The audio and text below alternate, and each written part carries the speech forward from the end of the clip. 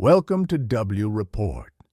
This is an analytical transformation of an interview. Israel is pushing hard, confronting Iran, trying to resolve the Palestinian issue and maintain regional dominance.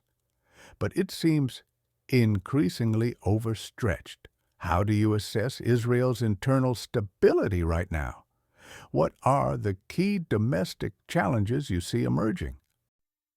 Well, I think we have to go. I mean, you've gone to the big picture first, but to do the big picture, I think we have to sort of pan out a little bit.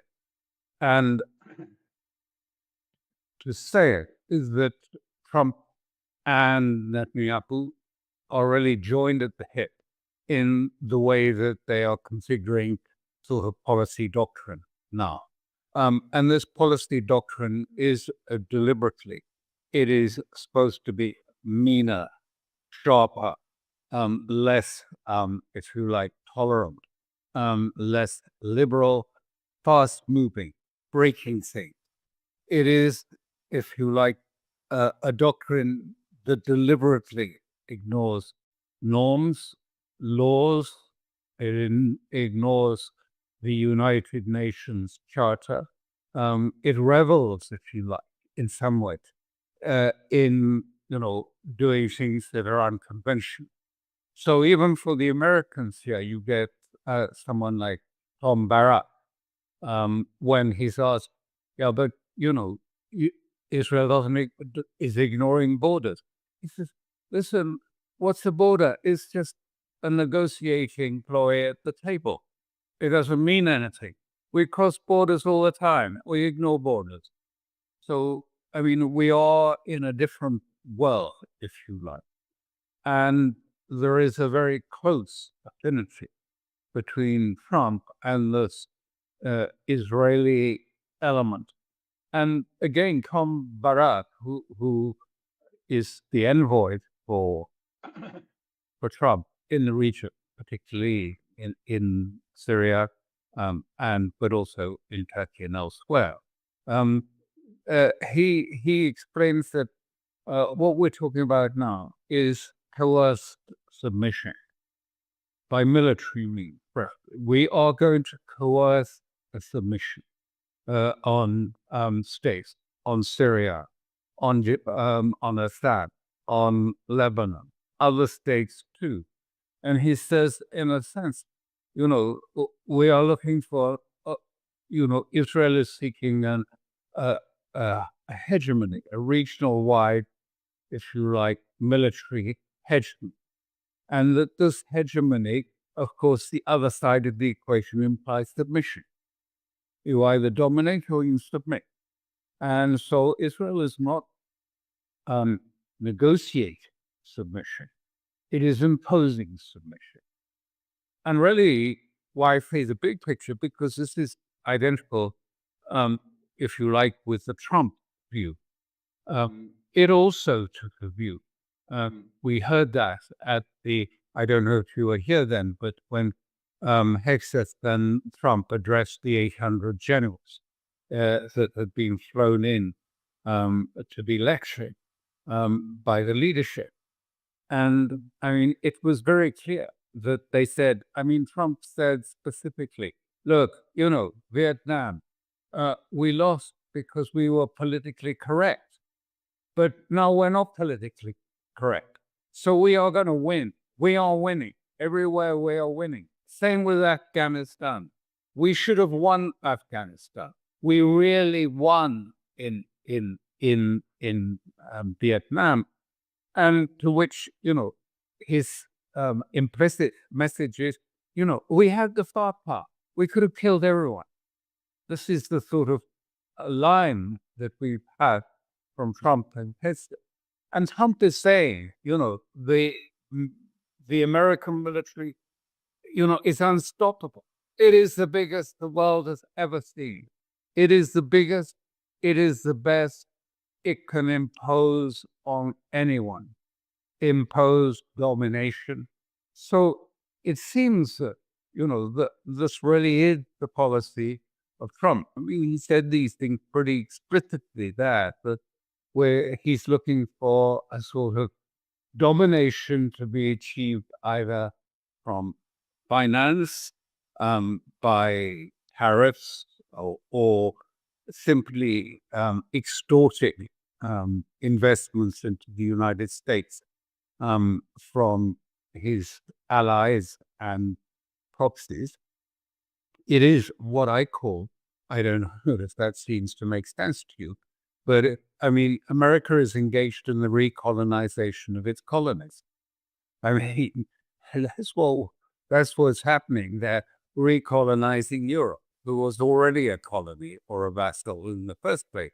But now they're being recolonized anew. I mean, and von der Leyen had to sit at the golf club and effectively promised everything to Trump. So, get back to your question. I mean, this is the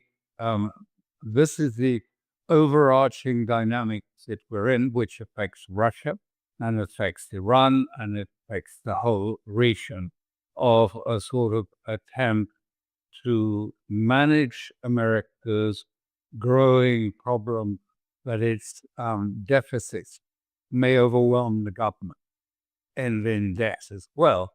And to do that, it needs to create fear and a sense that people have no choice but to submit financially or in terms of military. Military is more appropriate in the Middle East because, of course, there's still the resistance that they wish to neutralize. You asked, Freddie, is this sustainable? Is this going to go on? What's happening inside Israel? Well, if you go back and you look at what State Hassan Nasrallah said at the beginning, what were the objectives of the resistance? And he said one was to exhaust Israel militarily. The second one was to trigger, if you like, divisions within Israel. And that certainly is the present, very much the case. And thirdly, then, to put into question the whole idea of Zionism. Zionism is expressed as, if you like, one people having special rights over others with whom they share the same land. And that really was the expression. And what we have seen is Israel has moved very much to a new Zionism. One put it, it's moved, Zionism has moved from Ben Gurion to Kehan. I mean, to quite a brutalizing right-wing type of Zionism, a new violent Zionism. And I mean, that is causing division, deep divisions in Israel, because many didn't feel that they would have signed up for this brutalizing. And when I say it's brutalizing, I of course referring to Gaza and to what's happening in Lebanon and everywhere. But it's also brutalizing internally. If you see any of the pictures coming from the protests by the hostage families who are calling for their families to be returned, I mean, they were treated worse than the Palestinians. They were spat, they were cursed, they were called traitors, they were beaten by the police. These are Israelis, patriotic Israelis who just want their hostages back, but they were treated in a very brutalized way. So the state in turn has become more brutalizing. And externally, moved even beyond brutality to genocide and massacre. Is this sustainable? Is this going to last in the longer term? Well, I don't know, of course, but I have my doubts. And one of those doubts is because, well, it doesn't matter that Europe is showing signs of having, changed its attitude. Certainly, the European street people last Friday here in Italy, everything was shut in support of the Palestinians. Of course, it was more than just the Palestinian issue, but it was huge, unprecedented demonstrations, and everything was on strike at the same time. Yes, Europe is changing, but the key thing is what Netanyahu calls the eighth front that Israel is fighting. What is the eighth front? It's inside America. The eighth front is the front which they see as more existential, virtually than any other front. That is the front whereby they present Israel's case. They support it. They have bought nearly all of the mainstream media, barring CNN at the moment. The son of Larry Ellison, I think it's David Ellison, has bought most of this. And now has come out the big struggle in the wake of the Charlie Kirk killing. That the question of Israel trying to take control of young American conservative, particularly influencer, and they're losing that battle at the moment. They're losing the battle, even though they've got mainstream media. They may be winning it with the over 50s and 60s, but with the young, not at all. And some of the ones on the MAGA are really hostile to Israel and hostile to the what they see is Israel's complete, if you like, rupture of the First Amendment to the U.S. Constitution, the right to free speech, and that they require free speech and are going to fight it on that, but also on the issue of, what is this takeover America? We voted for America first. So in the longer term, the question that I would say it all hinges on is the question is most of these young people are now lost to America. If this continues much longer, despite Trump and Trump being absolutely steadfast and being, they don't care really at the moment because they had Trump. But when Trump is in second term now, and the question is, having lost the young of America, ultimately they will lose America too. Many thought Trump would roll back the empire, but instead he seems to have replaced liberal hegemony with a cruder, less politically correct version of empire. It feels a bit like the late 19th century, when empires dropped the liberal pretenses. Do you see this as a shift from liberal empire to something more openly imperial? It's quite clear from what he said with those generals and others. I mean, he kept saying, we were woke those days.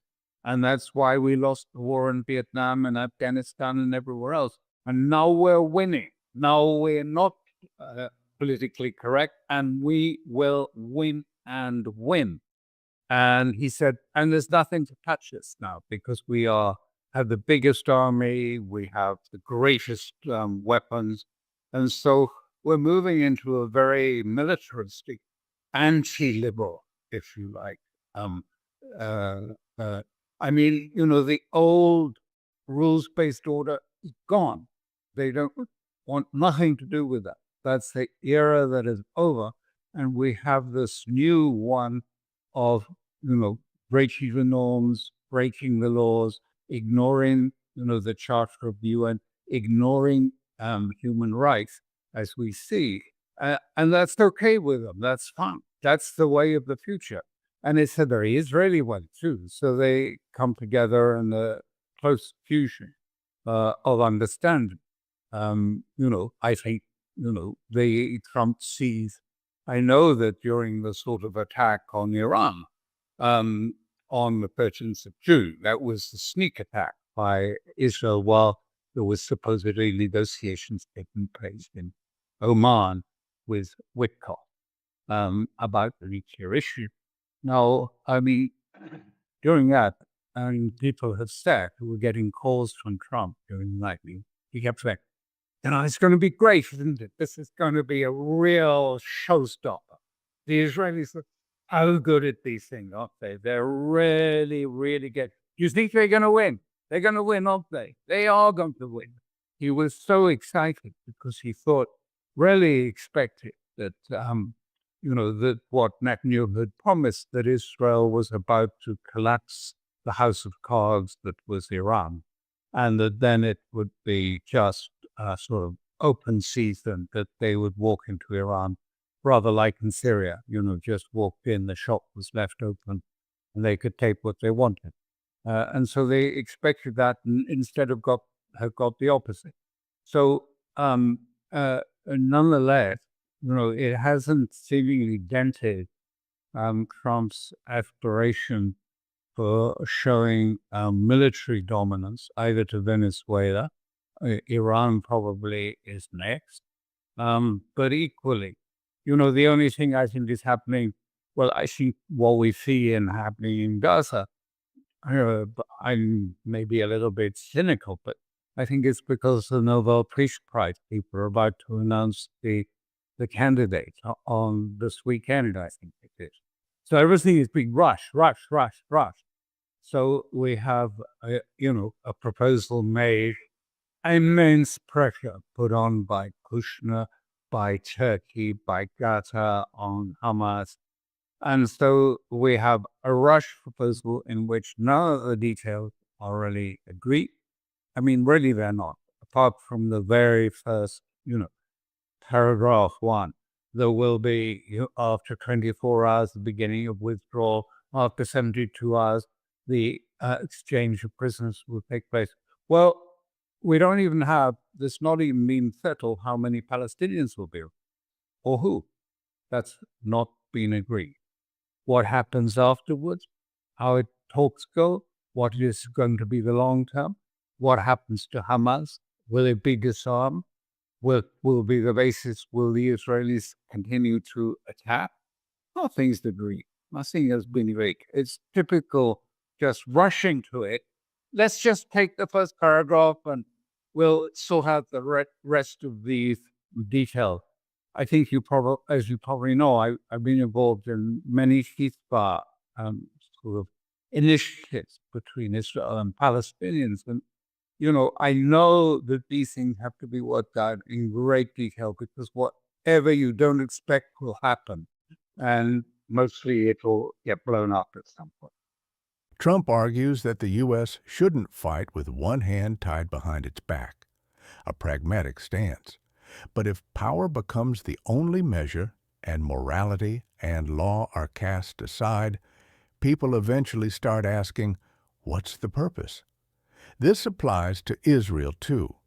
The original vision, a refuge after the Holocaust, inspired many.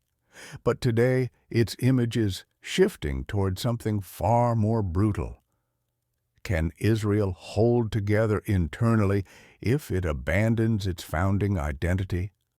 I think, what you say is right. I mean, many Israelis, too, are concerned about, well, where are we going? Are we just going to spend, the next periods? Are we just there to kill as many Arabs as we possibly can and to keep everyone under control? Is this feasible for an army? Don't forget, Ben Gurion from the beginning said, look, we are a small country. We cannot sustain a professional army. We have to rely on reservists. And reservists are often not so well trained or quite poorly trained. Indeed, quite fully trained. And also, are prone, not to accept repeated call-ups because they have businesses, they have families, they have other commitments. So there is a large shortfall of reservists who have not turned up, even though they've been called up. They're not coming. And the morale is low. So first of all, there is that sort of issue. And I think, in a way, many years ago, I was in South Africa. This was during the apartheid era. And I was there. And my job, if you like, which I did, was I was in touch with the right wing of the Afrikaner elements, the Broederbond and others. And it took a long time. It took me a year to be accepted by coming up to their meetings and everything and sitting in a sort of sea of empty chairs as everyone came by hissing this at me. But ultimately, they began to say, and it became clear, and they said, the big question is, I mean, what will South Africa be for our grandchildren? Well, how will they live? What will it be like for grandchildren to live there? And so then the thing started to shift, partly because Anglo American and Oppenheimer and the big businesses were coming to the same conclusion. It wasn't the ANC, by the way, and the resistance support change. It was internally within the Afrikaner world. They began to doubt that their grandchildren had any future. So I think some of that must be working in Israel too. What are they going to say to their children about the future for grandchildren in Israel? Is it going to be permanent war against the rest of the region? Is that likely to be, appeal, or are we going to see people start filtering away from Israel, those with second passports going abroad, leaving sort of lily pads of Zionists with already a very stagnant economy, and a stagnant economy because already the economy is under siege, and as things go, it's going to be even more so. And Netanyahu's made it plain that to achieve the neutralization of the region, to achieve the de-radicalization of the Middle East, Iran has to be destroyed. There has to be a regime change in Iran. It's not about the nuclear issue at all. I mean, because, they've always said, look, Iran is full of clever young people with technical know-how. It has something like 5 of the main technical engineering institutes in the world in Iran. Very advanced in all these things. And so the Iranians say, well, I mean, even if they start from scratch again tomorrow, they will be able to move along an enrichment program without much difficulty. And Professor Postel has shown how, if they have the enriched uranium, you could do it in a small apartment enrichment. You don't need 10,000 centrifuges any longer. Once you get to a certain level, it's like a sort of upward, shooting curve to 90%. So I think, so this is inevitably going to come, I think.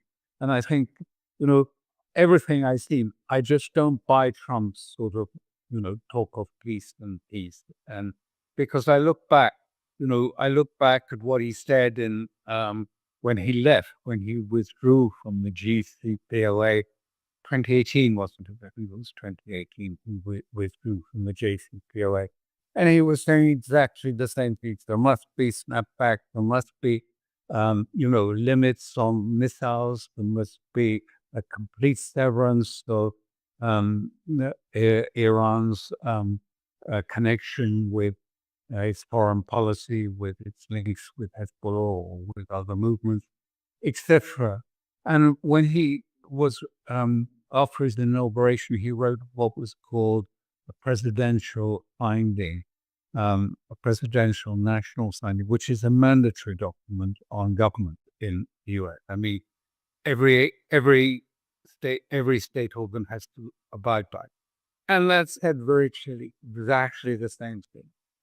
It ordered the State Department to work with partners for an early snapback of sanctions at the UN, that Iran would be held accountable for its failure to abide by the JCPOA, that they may not have missiles, they would have zero enrichment, da-di-da-di-da. It was all in that, and he signed it, I think, on the 14th of January. It was published in February, but it was signed earlier on.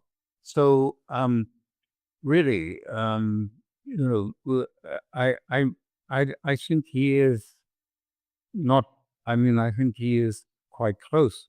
And I don't know how much your views understand, but it's worth just saying something. Snapback was triggered by the European 3, and it was triggered on the 28th of August. So 30 days later, it comes into effect unless there's a vote that actually supports the increase. Anyway, that vote, it's a procedural thing. It's not within the Security Council format. It's a procedural thing. It's deliberately put in like that as a format, as a procedural issue. And the vote was taken, and there was no support for the position. So snapback proceeds. But the point is that on the 18th of this month, the JCPOA dies. It reaches its natural death. The sunset clause comes in, and it's over.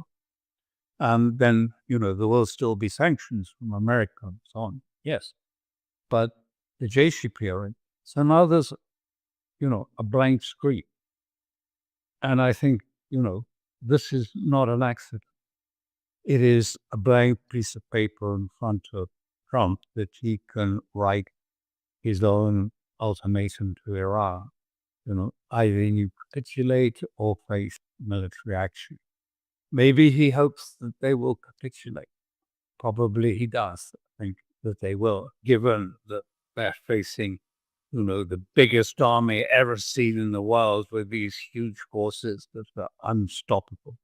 I don't know, but it's the gamble.